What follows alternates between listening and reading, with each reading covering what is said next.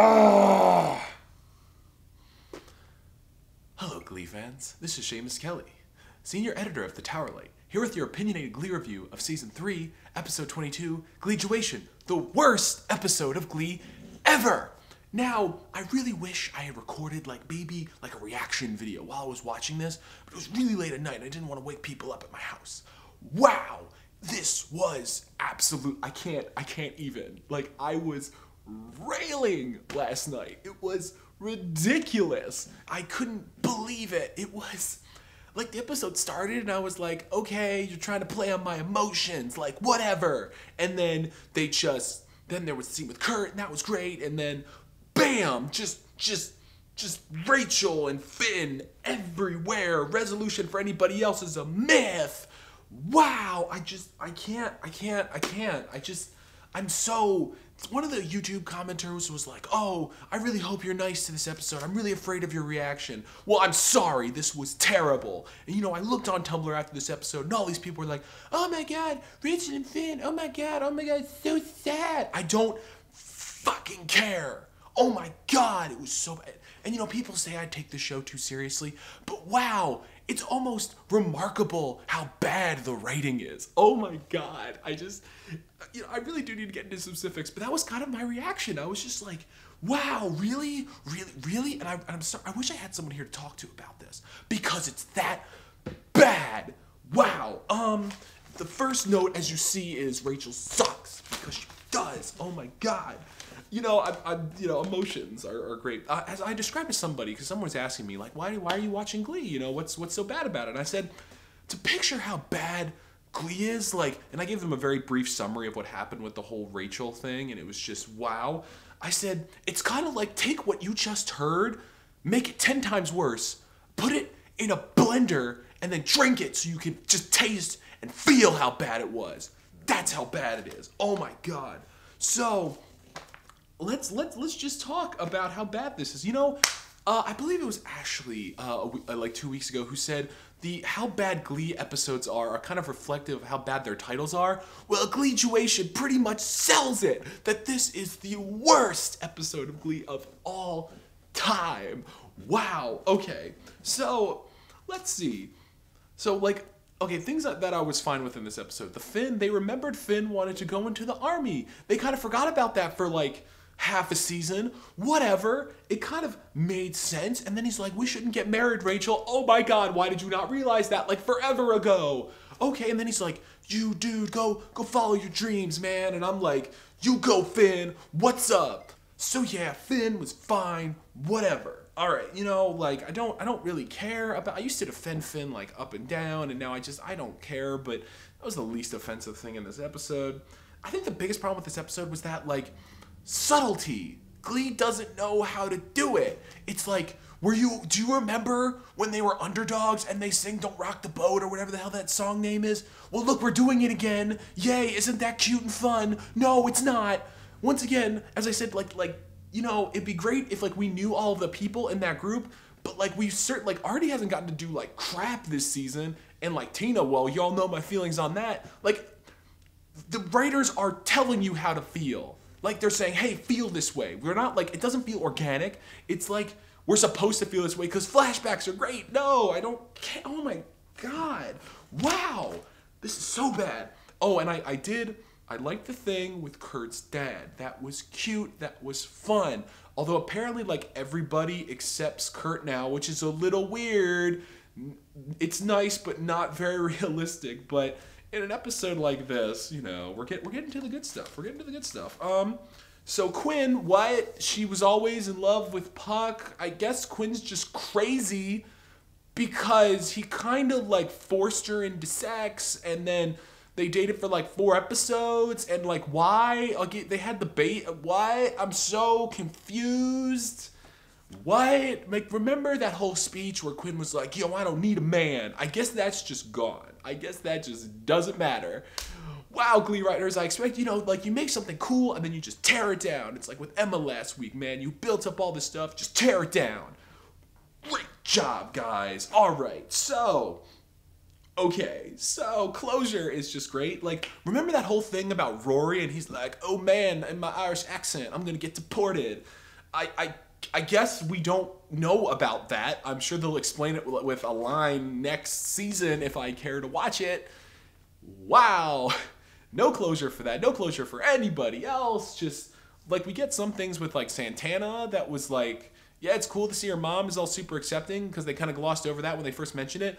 Although everything with her abuela is just like, hey, we're going to get rid of that in like 2 seconds. Wow, what's something that would be really great and powerful. I'm like, at least thank God like her abuela didn't like show up at graduation or some shit because that would have just been, wow. I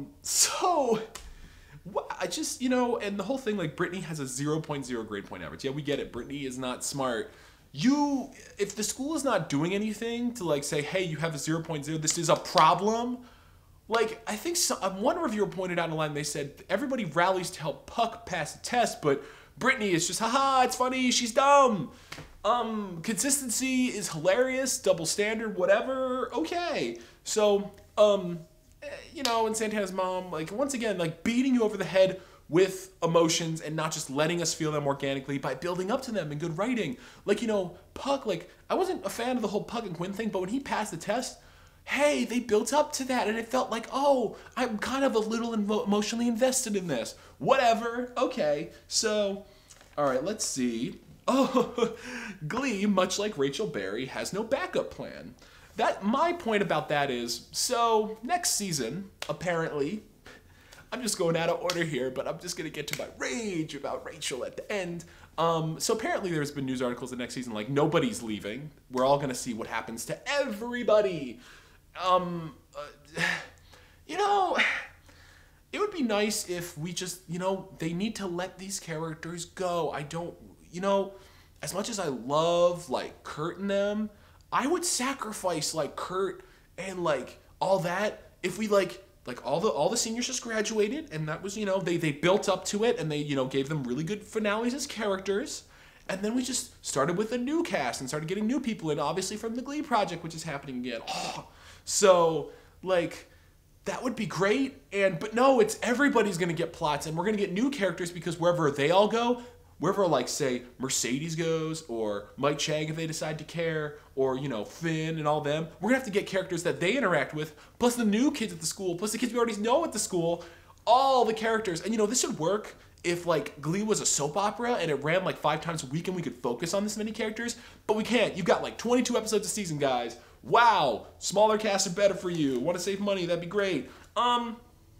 Okay, so they really gloss over the fact that Mercedes has like a sort of kind of recording contract and Mike Chang got into a cool school.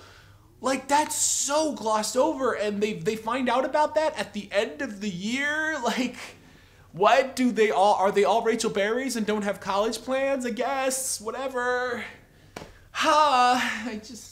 I'm sorry, like, if this is really impassioned, and I guess maybe this is not what you all want, but God, this is so bad. So let's get to the whole part about, like, there was that scene where, like, apparently Finn tried in for the, Inside the Actor Studio. I guess they remembered he wanted to be an actor for 2 seconds, which was built up, like, maybe a little bit, but didn't really feel good at all. So Finn and Kurt and Rachel are like, oh man, we're gonna open our acceptance letters. And Finn's like, I didn't make it in. I'm like, that kind of makes sense. Kurt opens his.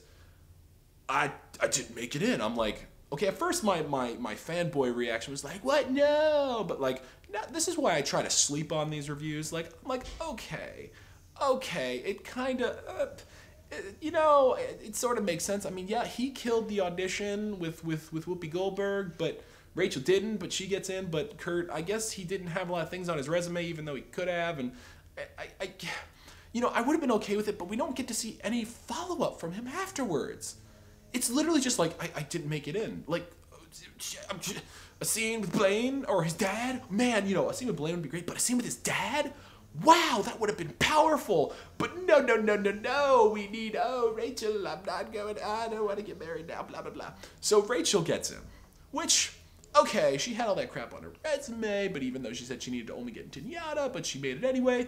But then, this person who stalked Whoopi Goldberg to get in, I know her name was Carmen, stalked her to get in. She's like, oh, by the way, I'm just gonna, like, defer going there and I'm gonna stay with Finn and Kurt. Wow, you give up at everything. No, it was not nice of her to do that. She needs to go follow her dreams, man. People are all like, yeah, man, she's trying to achieve her dreams. Well, she's doing a really bad job at it. Wow. God, I can't get over how bad this is. I am fucking floored.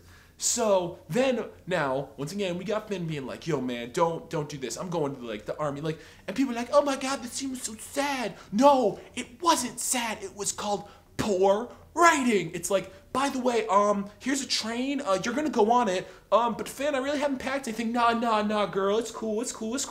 You're just gonna go, and your dad's gonna meet you up there. Like, how did like they hide this from her? What? Oh no, but it's so emotional and it's so sad. They love each other so much, but they have to break up. It's so sad. I don't care. You know, this would be fine if they built up to this. But you know, even with every goddamn week, Rachel and Finn being all like, oh, we love each other. No, we don't. Yeah, we do.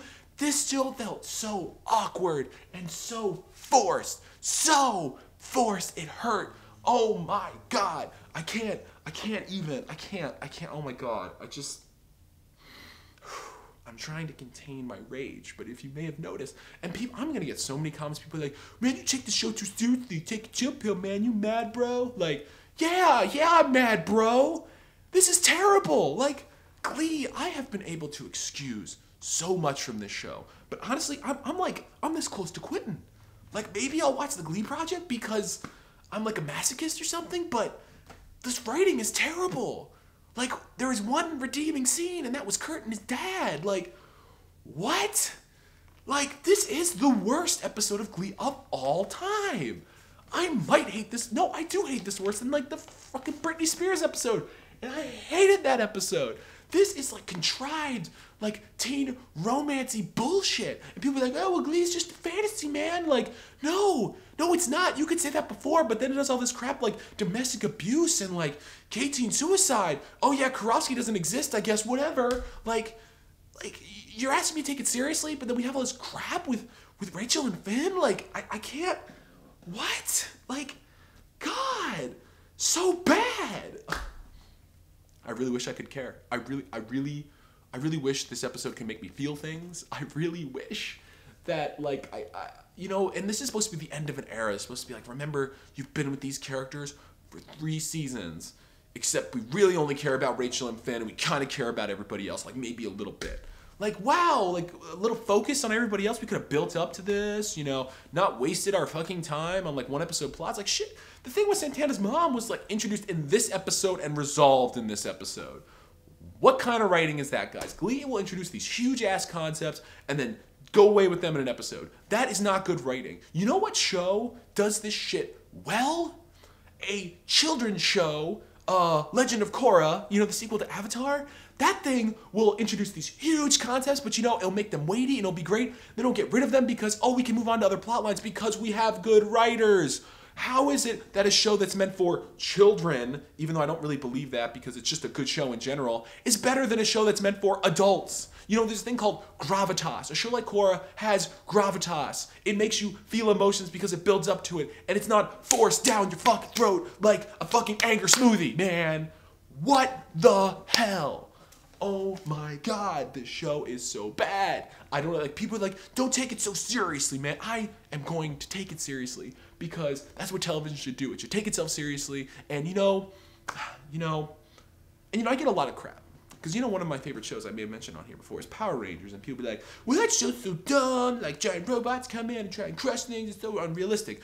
Yeah, but in that universe, that's just how it is. Like, you know, they established that. It's asking you to suspend your disbelief because it never tries to be real. Glee does all these real things and then does all these fantasy bullshitty crap like, oh, you get to go to New York. Like, Rachel, yeah, she worked hard and apparently she ran a bunch of clubs and crap because they decided to remember that like last week. But now, like, she gets in because she's a whiny brat. Like, she gets in because she's Ryan Murphy's Mary Sue character. You know, everybody, like, says, oh, Kurt's such a Mary Sue for Ryan Murphy. No way, man. Rachel is the Mary Sue for Ryan Murphy. Okay? Like, just, oh my God, I can't even. This episode. Tina Watch, she was there. They gave her a shot with her paralleling Mike Chang, because she's Mike Chang's girlfriend and she's not really a character. Ha, it's funny. No, it's not. I can't even begin. Like, there's probably more stuff I haven't even mentioned, and you know, everybody, the whole school loves them now, like, just arbitrarily because they won a competition that probably no one in the school gives a crap about. What? And will they hate them next season? Probably. Arbitrary reason, whatever. Am I even gonna watch this next season? You know, I probably will, because this has gotten to the point of I'm watching this because it was just kind of fun and great in the beginning, and now it's so bad it's kind of amazing how bad this show can get. And once again, I'm railing on it. I am. I should just enjoy it. I should just have fun. I should get sucked into Rachel and Finn's love forever. I don't care. It doesn't matter. Ha! This is just bad. This is really bad. Am I gonna watch the Glee project? Maybe. Maybe. I'll think about it. You know, you'll see. I'll post like a bulletin or something on YouTube if you guys subscribe to this channel. I don't know. I can't even. You know, please comment. Please tell me, like, honestly, like, I called people out on Facebook over this. I was like, if you can tell me why this was good, please do, because there's no way no one can convince me that that Rachel and Finn thing was okay, because it wasn't. And you know, I'm sure there are a lot of you out there who are like, right now you're listening to me and you're like, oh my God, why is he saying all these things to my beloved ship? God.